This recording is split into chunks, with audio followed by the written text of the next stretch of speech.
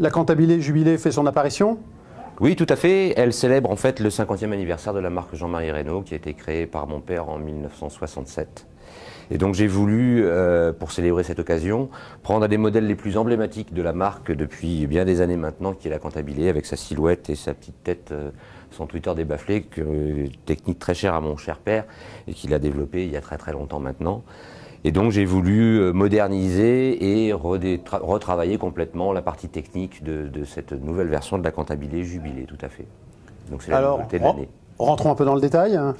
Alors en fait, ce qui caractérise les changements par rapport à la Cantabile Suprême qu'elle remplace, puisqu'elle remplace et la Cantabile Suprême et la Cantabile 10e anniversaire, c'est principalement au niveau de son Twitter, qui est un nouveau haut-parleur avec un nouveau dôme soie, un nouveau pavillon en aluminium. C'est un haut-parleur complètement nouveau, beaucoup plus performant, avec une nouvelle ogive de charge, un nouveau profil, un nouveau diamètre, une entretoise qui prend appui en 3 points sur l'ébénisterie pour plus de stabilité et moins de micro-déplacement.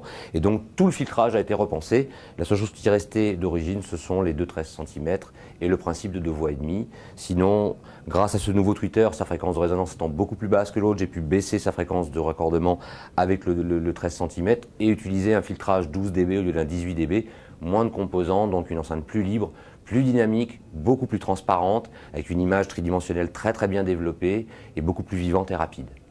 La caisse est restée la même?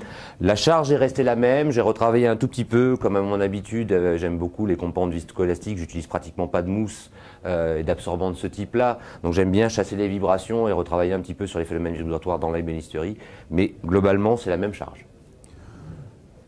Elle va être disponible, Elle est disponible maintenant, c'était sa première présentation publique pour le salon, pour le festival Son et Images de 2016, mais elle est d'ores et déjà implantée chez quelques revendeurs qui viennent de la recevoir et elle sera disponible à la commande à la suite du salon pour 3 950 € la paire prix conseillé pour la version bois en merisier naturel ou teinté et 4 250 € pour la version lac, dont une nouvelle laque qui est très, très belle, moi je trouve, qui est une laque tricouche que j'ai développée pour ce système-là et que j'ai appelée blanc perle, puisqu'en fait on a une laque blanche, une couche de nacre grise argentée par-dessus lequel on met un vernis, donc c'est une couleur un peu en 3D.